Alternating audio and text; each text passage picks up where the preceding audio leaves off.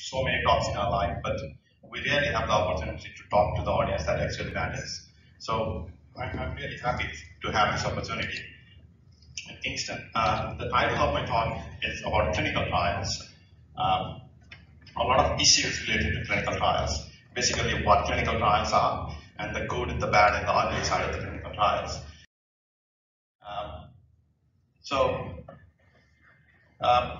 I would like to focus more on the concept of clinical trials and what we can expect out of clinical trials, and why one should enroll into a clinical trial, and what are the points that we should carefully consider before getting enrolled into a particular clinical trial. So this should be like a general overview rather than any particular specific trial. So I hope that will be helpful to most of the audience. So first, let's talk about what a clinical trial actually is. A clinical trial is basically testing any new intervention in patient population. It can be drug trial, a trial of surgery, a trial of radiation, a trial of different modalities. It can be a trial of exercise, for example. So a clinical trial can test any new intervention in patient population. But what I'll be focusing more on today is about cancer drug trials. So if we look at how a cancer drug reaches the level of from the bench to the bedside, from science to actually improving patient outcomes, it passes through a number of trials. So first we do preclinical research, and once we test it in animals and we see that it is safe in animals, then we start a phase 1 trial, which is the very first stage of the trial. And at this stage, in phase 1, we give the drug for the first time in human beings. So this is the first in human trials. So as you can understand, the purpose of a phase 1 trial would be to check whether or not the drug is safe in humans. So it is not about, in phase 1 trial, it's not about improving outcomes or improving survival. It may eventually, but the basic question that we are asking is this drug safe in humans? And the result that we get from a phase 1 trial is what is the maximum dose of the particular drug that can be safely given to humans. And once we have that answer, the drug moves to a phase 2 trial. And now this is in a bigger population than a phase 1 trial. And the question that a phase 2 trial asks is, does this drug do what it is supposed to do? So at this stage, once we are relatively sure that the drug may be safe, we'll ask the question, is it actually doing what we thought it will do in human beings? So does this drug work? And once we find the answer to that question, the drug moves to a phase 3, which is a big trial in a much larger population. So in a phase 3 trial, what we do is we put half of the patients, we give the drug to half of the patients in the trial, and we don't give the same drug to the other half, and we check whether giving this drug actually made patients' life better or longer than the patients who did not get the drug. So in a phase 3 is the most critical part of any trial. In the phase 3, we are asking, is having this drug better than not having this drug? So once a drug is successful in a phase 3 trial, the company files for approval. It gets approval from the regulatory agencies like Health Canada or FDA in the US. And once it is approved, then it comes to the market. And phase 4 is post-approval trials for continued surveillance of the drug. So there are some key data I wanted to share with you. If we look at this journey, of all the drugs that start here that get into a phase 1, only 3.4% of the drugs eventually get approval. So it's a very, it's a journey of failures, to be honest. Only 3.4%, less than out of 100 drugs that are put into a phase 1, less than 4 eventually get approved and reach the market. So this understanding is critical to understand the purpose of participating in a phase 1 trial. So if you are participating in a phase 1 trial, the likelihood that that particular drug is eventually going to get approved is pretty But in a phase 3 trial, of all the drugs that are here, nearly half of them end up being successful. So of all the drugs that have eventually reached phase 3, 50%, nearly 50% of them eventually end up being successful.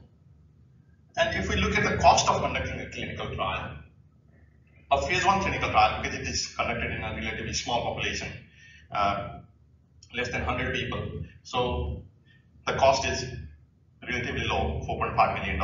These are US dollars. And a phase 2 trial will cost $11.2 million US dollars, and a phase 3 will cost $22.1 million US dollars. So a phase 3 trial is a really expensive exercise.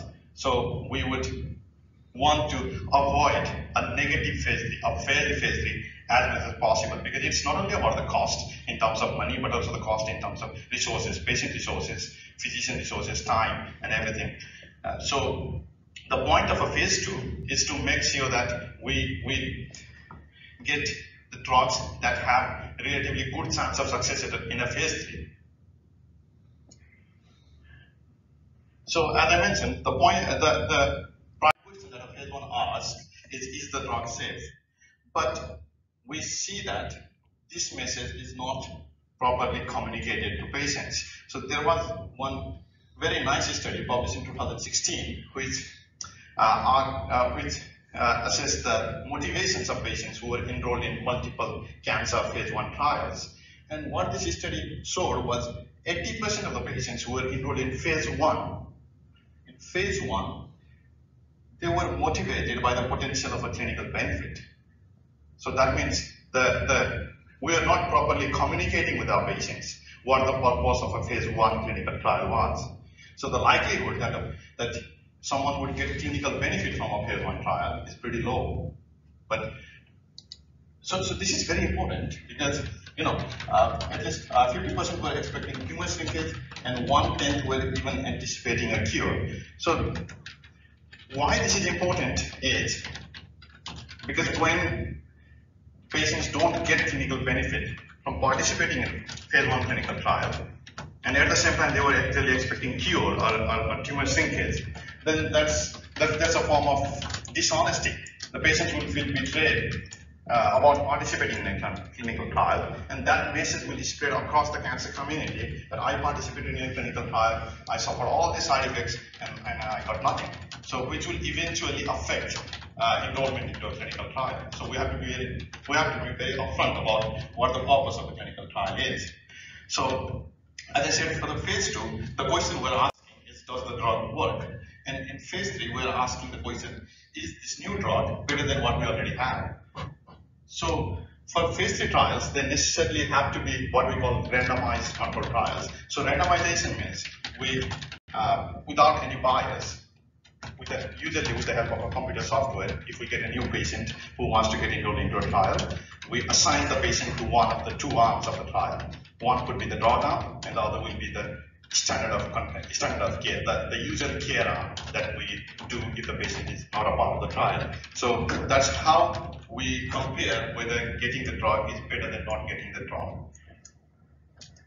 And as I said, because in this randomized trial, one arm is the standard treatment arm. So even if you are not a part of the trial, you would be getting the same treatment anyway. So one arm is that arm, and the other arm is the standard treatment plus the new drug, or the new drug arm. So phase 3 trials, if they are available, they are always the best treatment choice, because no matter which arm you belong to, and no matter whether the trial turns out to be successful or not, you are still getting the best care. A. And B, actually there is data that shows for patients with cancer who are enrolled in clinical trials, their outcomes are better than patients who are not enrolled in clinical trials, irrespective of what treatment they got. Because if a patient is in a clinical trial, they are very properly followed. Each and every symptom is recorded, and the whole trial team, there are multiple people who are involved in the care of the patient, and everybody will take each and every symptom or side effect from the patient very carefully. So you, in a way, you get better care if you are a part of the trial. So this is not just my opinion, but most of the guidelines in cancer societies, they tell that if you have the option to get enrolled into a clinical trial, that's the best treatment.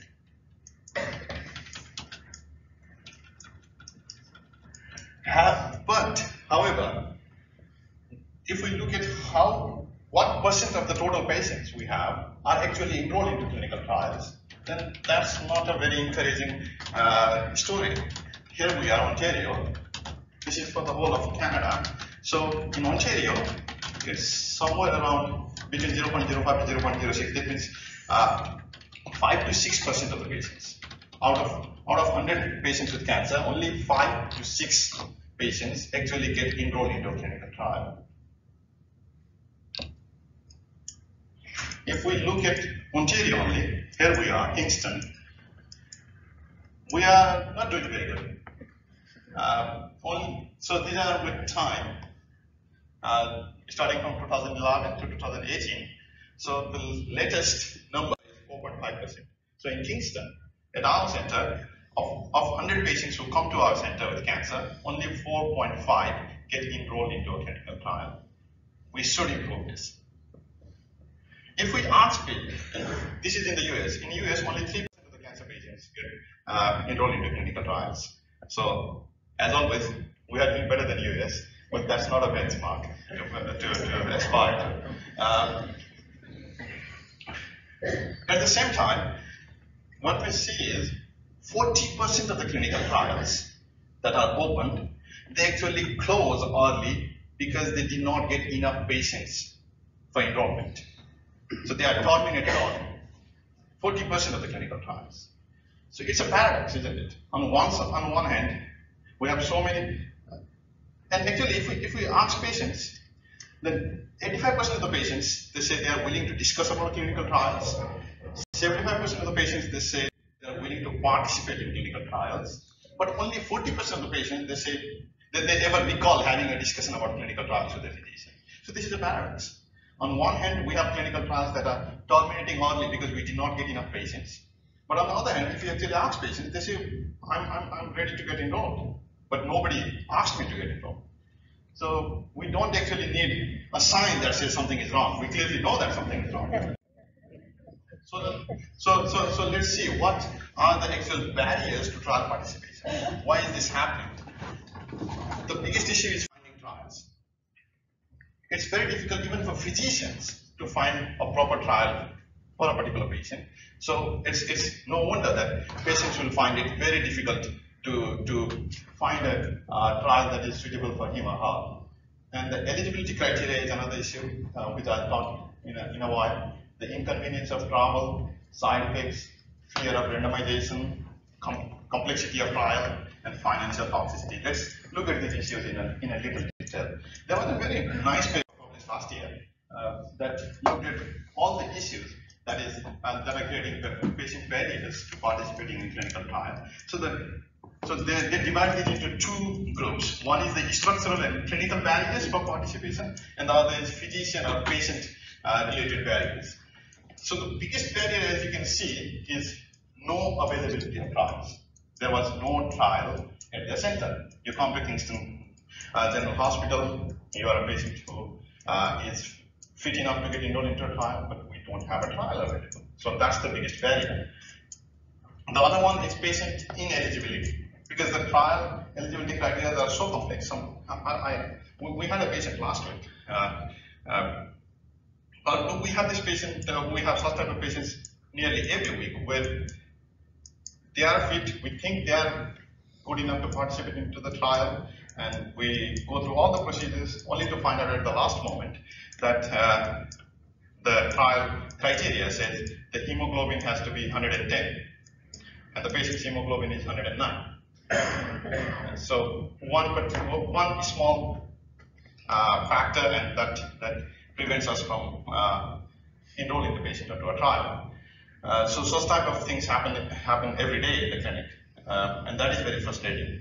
And if we talk about physician or patient-related factors, then the physician and patient-related factors are especially the physician did not discuss the trial and did not offer the trial. And this can be for a number of reasons, but the most common reason is lack of awareness on part of physicians, because we we sometimes stay updated about what clinical trials are at our local center, but there may be other different trials in Toronto or Ottawa which we are not aware of, and so we are not able to offer them. That is one. And the other factor is related to the patient, in which the patient does not want to get into a trial. Again, that can be because of a number of factors. One can be because of fear of participating into a clinical trial, because many people might think, oh, they are going to make me guinea pig or something like that. Or the other is the complexities of participating in a trial. In a trial, you have to travel to Toronto every week and things like that, which is not feasible for everyone. But what can we do about it? So how to find trials? Of course, the best place to get enrolled into a clinical trial is the local center, the local hospital. That's the best place. So and it has been proven empirically with studies where patients have said that I would have enrolled into this trial if it was in my local center, but I'm not ready to travel 100 kilometers every week just to get enrolled into this trial. So the solution to this is to open up clinical trials in as many hospitals as possible. So clinical trials should be decentralized. And some work is being done on this. Clinical trials are open at more centers today than they used to in the past, but it's still not enough. And about finding clinical trials, this is the most difficult aspect. There is a website called clinicaltrials.gov, which is a database of almost all clinical trials that are running in North America. So almost all the clinical trials are registered in this database. So you can go to this website and check for clinical trials. But it is even difficult for physicians because they give results like 100 and 200 clinical trials. So to go through the criteria of all those 200, 300 clinical trials and find that particular clinical trial which is best suited for one particular patient, that's quite a daunting task. And it's almost impossible for patients to do that. This is a very nice paper that I really like. It's from patients with prostate cancer, but it's applicable for all sort of cancers. They share their experience of finding clinical trials on their own, and they write that in July 2017 they found 3,600 prostate cancer trials in this website, and of 3,600, 750 were active at that time. So they had to narrow the list of 750 to one particular trial that is relevant for them, which is beyond the capacity that there are not only patients but many clinicians. Having said that, the best place to find a clinical trial is always your treating physician. So my take-home message would be to ask your oncologist about, do you have a trial for me? And if you don't have it at the local center, do you have a trial for me elsewhere that I can get enrolled into? And suddenly it stopped working.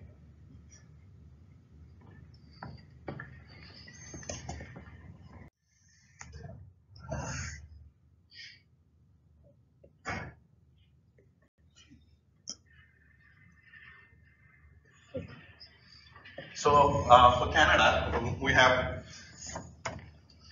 Canadian Cancer Trials Group based in Queens, as you know, and their website is fantastic. And this will narrow the search for you.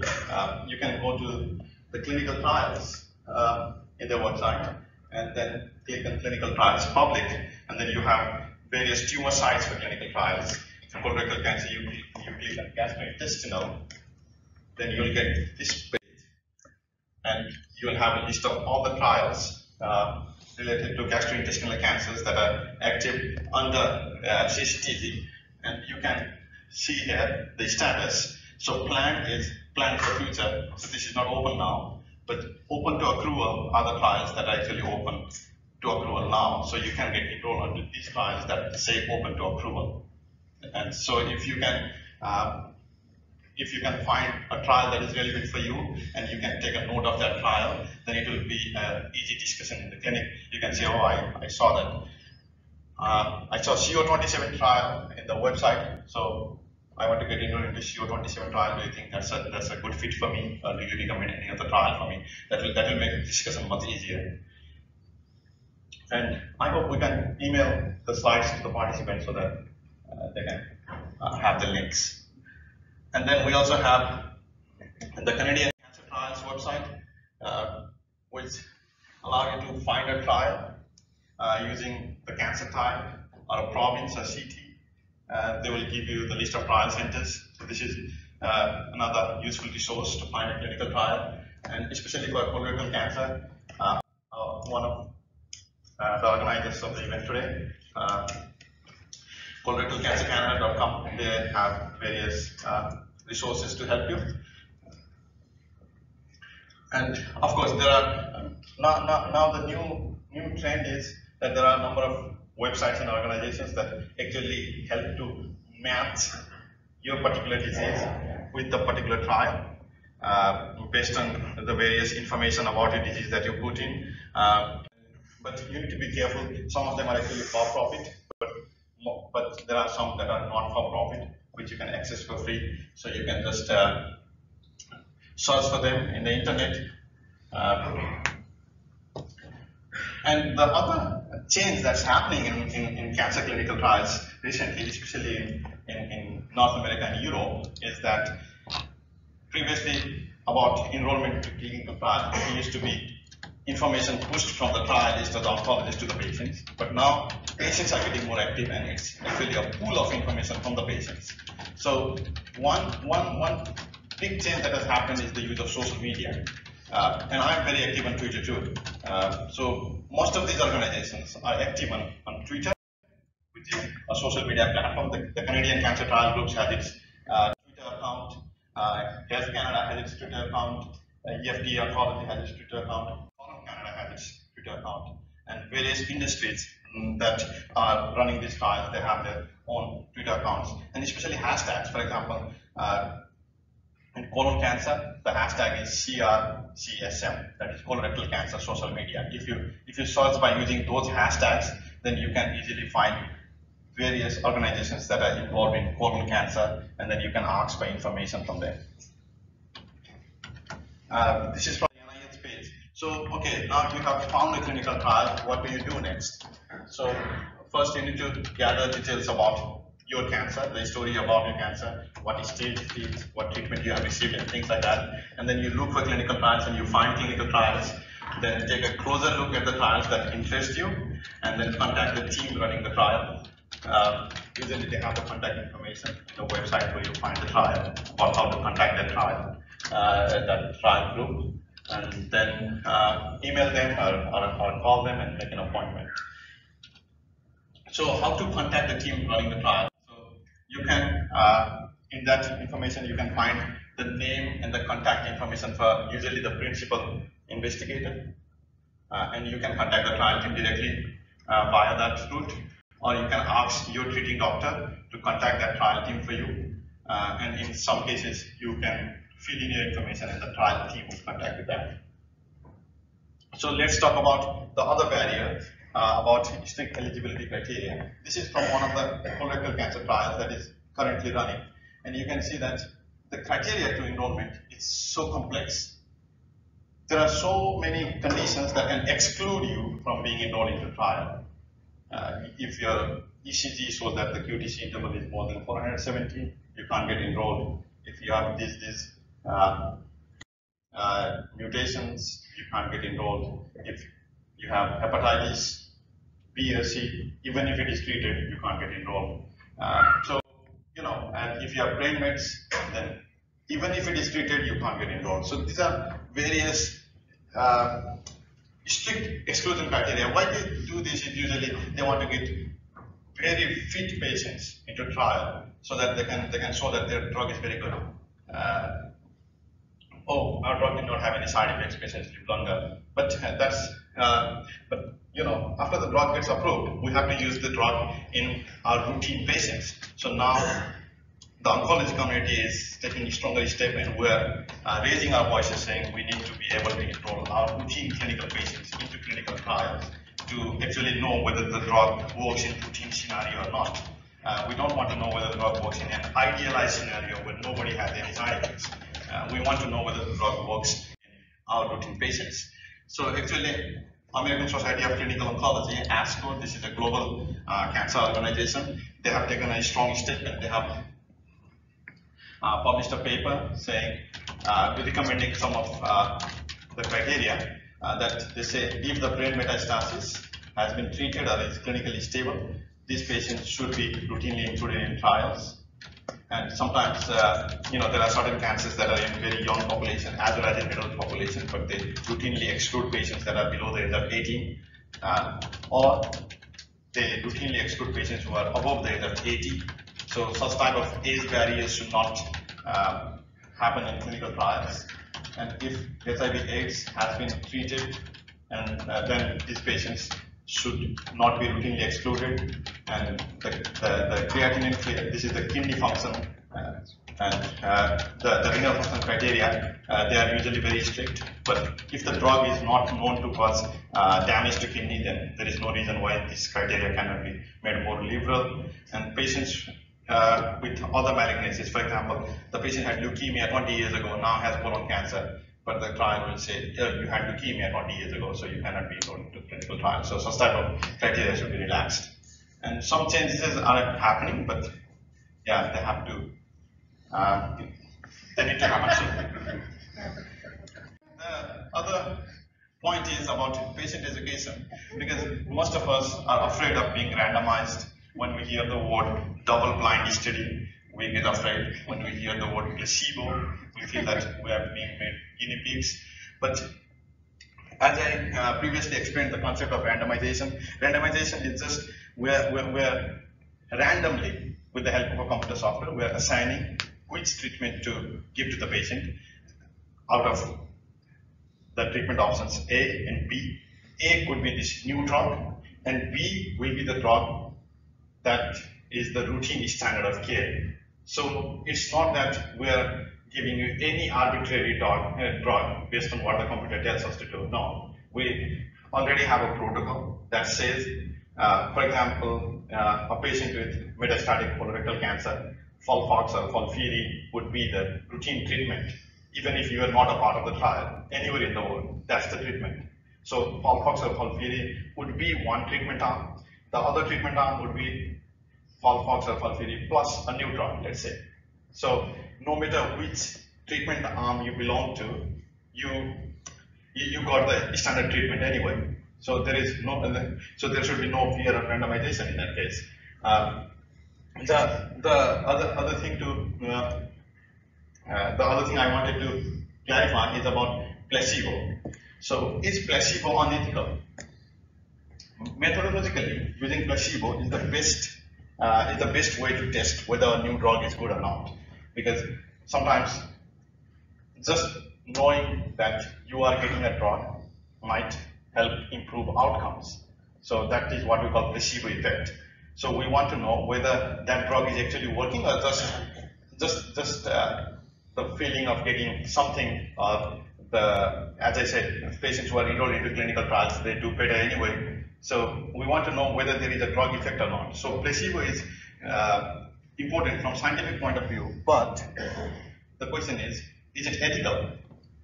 So the answer is using placebo does not automatically make a trial unethical. Placebo is justified and in fact important in a couple of scenarios. So let's say, to go back to the previous example, first line colon cancer, metastatic, the standard treatment is FOLFOX. Someone says, I have a new drug, drug A, which I think is fantastic. So I'll randomize patients to drug A versus placebo. Then that's unethical because the control arm patients did not get FOLFOX or FOLFIRI, the standard treatment, right? So that is very unethical. Such trials should never happen and will not pass the IRB board. But someone says, I have a new drug, I want to test it in addition to FOLFOX. So FOLFOX plus new drug A versus FOLFOX plus placebo.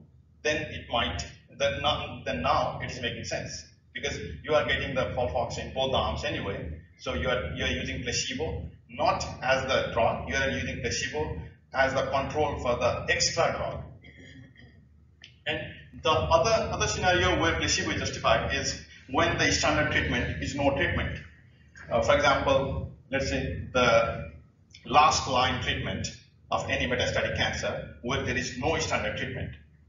So in that case, someone says, I have come up with a new drug, drug X, which I think is effective at the very last stage of cancer, where the alternative is no treatment, where we would not have given any drug anyway. Then in that case, testing the new drug versus placebo makes sense. So just hearing the word placebo, we should not run away from the trial. Sometimes if placebo is in the trial, then that is in fact a very good trial. And the other thing is about unnecessary red tape. Conducting a clinical trial is really frustrating. There are so many checklists, there are so many mandatory things you have to check off the list. Sometimes it feels really like this. You're taking a salvo and with a checklist. You don't need a checklist. First the salvo here, then ears, the neck, and feet. And sometimes it feels like this is not actually from a clinical trial document, but sometimes it feels like this. Like they have to yes. Why? So some people are working really hard to simplify this, and especially with the, they have come up with the concept of pragmatic clinical trials. So, you know, you take oral consent instead of written consent, but you record it, the voice record, and you randomize using web-based application at the point of care. So when you come to the clinic, at that very moment, when we're making a discussion about which treatment to use, at that very moment you randomize and you start a trial instead of having to come back again, and you know, to reduce all these complexities. And the often undiscussed aspect is the financial toxicity of clinical trials. Most of the times we hear that the drugs are for free, and the drugs are for free, but the drugs are only one part of the cost equation. The parking is not for free, right? And if you are from a far away place, you have to come and stay in a hotel, and all those things that we usually don't consider, like in this scenario. So this is something that we have to work on, how to reduce the financial burden for cancer patients, or patients with cancers. So now we talked about the good and the bad. The ugly is yet to come. Now let's talk something about the ugly aspect of cancer clinical trials. So one thing I have to say is not all clinical trials are good clinical trials. This is very important for me because I say that I see a number of bad clinical trials, and I feel bad because patient resources are scarce, physician resources are scarce, the resources of the trial support team is scarce, the hospital resources are scarce, and we are using all those resources to answer stupid questions. And that really makes me sad. So I think that clinical trials should be conducted only when the trial is asking questions that are actually important to patients and are worth answering. Encouraging patients to enroll in trials that don't solve patient agenda will only dwindle the limited resources. Now, what do I mean by that? What do I mean by clinical trials that don't solve patient agenda? I'll give you a couple of examples. A trial that is designed from the beginning to test clinically irrelevant marginal differences. Let's see an example from ovarian cancer. Advanced ovarian cancer patients were randomized to a drug X versus placebo, and the conclusion of the trial was this drug significantly increases progression-free survival. Now that sounds exciting. That sounds like a successful drug. Significantly increases progression-free survival. And if you read into the trial in detail, it says there is a difference. The drug improves survival by 18 days, not months. 18 days. But the p-value, we consider significance based on p-value. The p-value is less than 0.05, which so technically that sentence is not wrong. It is significant. If this thing is less than 0.05, we consider it significant. So it is significant, but is it meaningful? No, it is useless. So how did we find just a difference of 18 days as significant? Because so this is a concept of statistics. If you put enough number of patients, any difference will turn out as significant. So if they had enrolled only 500 patients, then this would have come out as not significant. But they enrolled 1,400 patients, more than what was needed. So any difference, even if this difference was, say, 10 days, it would have turned out to be significant. So this happens at the time of trial design, how many patients we are going to enroll, and what is the expected effect size of the drug that we want from this trial. So a trial that is designed to test an effect size of 18 days is definitely not a trial where I ask my patients to get enrolled to. If you want to read in detail about this particular study, then I have published this paper, which is free to read. You can just Google it and you can read more about it. So the other type of clinical trial that does not solve patient data is a trial that ignores patient-related outcomes or quality of life. For example, especially in patients with advanced or metastatic cancer, there are only two outcomes that matter to patients. One, a longer life. Two, a better life. Ideally both, if not at least one of them, right?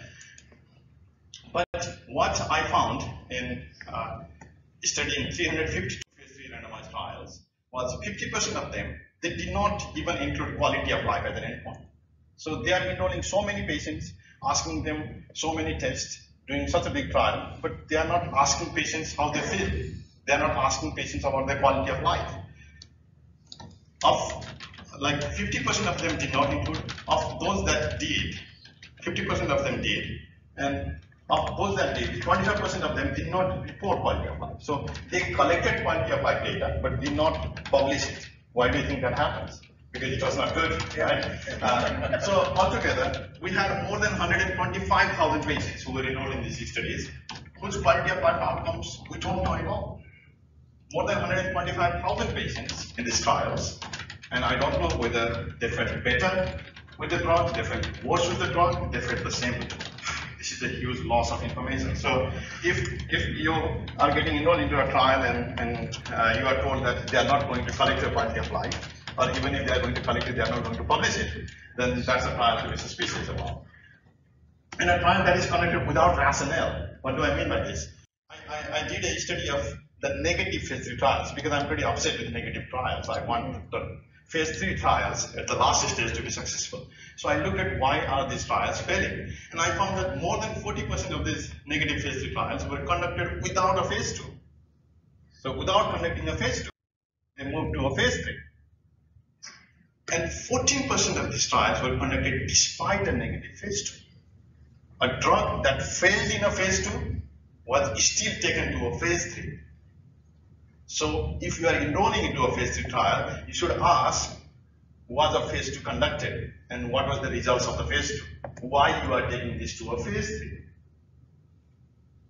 This happens because if your drug comes out to be successful in a phase 3, then that's billions of dollars of market. So it recoups all the cost of the failure. But that's not why, as a patient, we have to be enrolled into a phase 3 trial that has already failed in a phase 2. The other example is a trial that uses non-inferiority design inappropriately. This is a little complex to explain, but I'll try to. The non-inferiority, usually what trials do, we have standard of treatment B, and we try to test whether a new treatment A, is better than treatment B or not. But non-inferiority trials, what they do is, we have treatment B, there is a new treatment A, and they test whether this new treatment is worse or not than what we already have. Now you might think it's crazy. Why would someone want to test whether a new treatment is worse or not? But sometimes it makes sense. For example, the standard treatment is injection, and the new treatment is oral. So some compromise may be acceptable. Oh, if it is oral drug, I would like to take an oral drug, even if, let's say, there is uncertainty in its efficacy. Or the standard treatment is giving you injection every week, and the new treatment is giving you injection once every month. That might make sense. The new treatment, the standard treatment is giving you chemo for 1 year. The new treatment says we are testing it for only 3 months, which will make sense. Or the standard treatment is costs $100,000 a month. The new treatment is only $5,000 a month. That will make sense. But what I found was, in 40% of the trials, it did not make any sense. So this new treatment was not cheaper, this new treatment was not less frequent, this new treatment was not oral, this new treatment did not offer any of those benefits, but still they were tested in a non-inferiority fashion. They were still testing whether this new drug is worse or not, whether they're testing whether this new drug is better or not. So if someone is asking you to get enrolled in a non-inferiority trial, you have to ask, why is the non-inferiority justified? So my time is up.